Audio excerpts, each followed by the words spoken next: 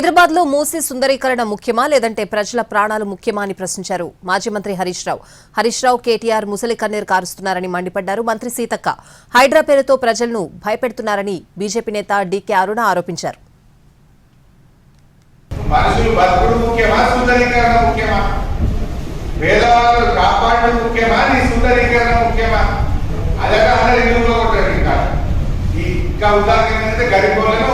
ఓ 20,000 ఇల్లు కొట్టి సుందరీకరణ చేస్తారు.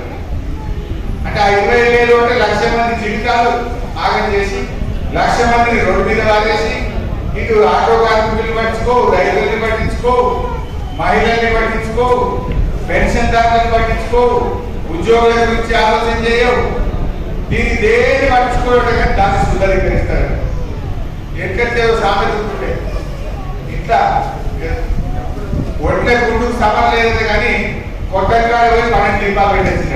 మూసీ నది డెవలప్మెంట్ అథారిటీకి కానీ హైడ్రాక్ కానీ తెలియజేస్తుంది.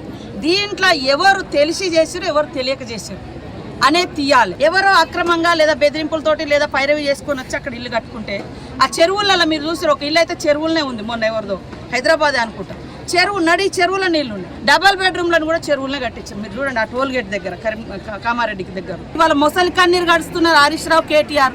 అయ్యా మిడ్ మానేరు రండి, లేకుంటే మల్లన్న సాగర్ రండి. మరి ఇవన్నీ మీరు ముంచినప్పుడు వాళ్ళని ఎంత బలవంతంగా చేసినాం. మేము తొలగించేది అక్రమ కట్టడాలను. అక్రమంలో ఉన్నా కూడా పేదవాళ్ళు అయితే వాళ్ళ పట్ల కన్సర్న్తో ఉండాలనేది ప్రభుత్వ లక్ష్యం. ఈరోజు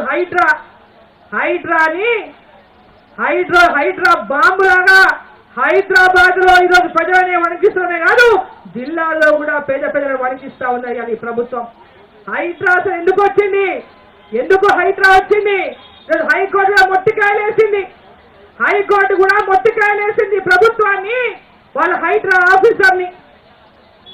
హాలిడేస్ అప్పుడు మీరు నోటీసులు ఇస్తారు అంటే వాళ్ళ కోర్టు కూడా పోకుండా, సమయం ఇవ్వకుండా నిట్ట నిలువున వాళ్ళ ఇళ్ళని పూజ చేస్తారు, వాళ్ళని రోడ్డు పాలు చేస్తారు. ఈరోజు వాళ్ళు పెడుతున్నటువంటి శాపాలు, ఆ యొక్క ఇల్లు గూడు కోల్పోయి పైన నెత్తి మీద నీడ కోల్పోయి వాళ్ళు ఏడుస్తున్నటువంటి ఏడ్పులు చూస్తుంటే మీకు కనికరం కలుగుతలేదా? మీకు